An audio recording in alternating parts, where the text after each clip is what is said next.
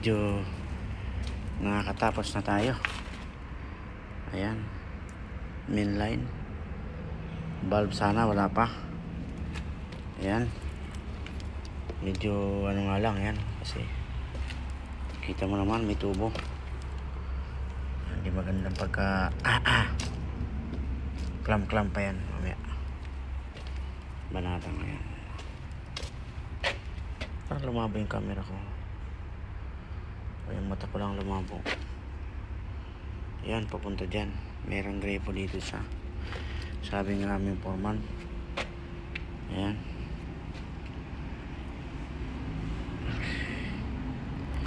medyo okay siya ngayon. Sa ilalim tapos na yan. Hindi ko lang kasi mainit, sobrang init, sobrang humidity. Grabe. Oh, basang-basa yan. Dalawang damit na yan. Araw-araw palaging basa. At least hindi dry ang Saudi. Basang-basa ang Saudi ngayon, sa panahon ngayon. Oh, tamo lumalabong camera.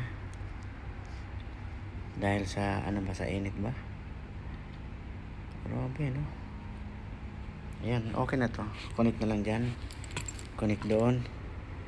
Punta dyan. Tapos magkakaroon ng box doon. Box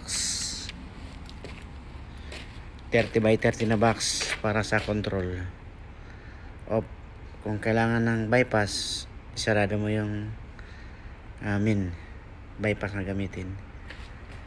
Optional lang yan para pagkaroon ng problema yung mga tangke sa loob, diyan lang papatayin.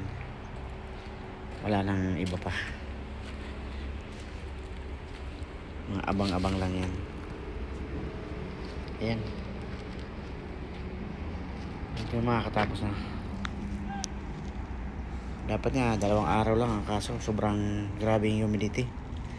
Sobrang init talaga. Pagod ka talaga. Hindi ka pagod sa trabaho pagod ka sa naubusan ka ng tubig sa katawan ba. Kasi puro lang tubig inom, pamalit sa nawala. Pagka nagkaroon ng hangin, medyo okay, nawawala. Pero araw-araw na yan ganyan ba.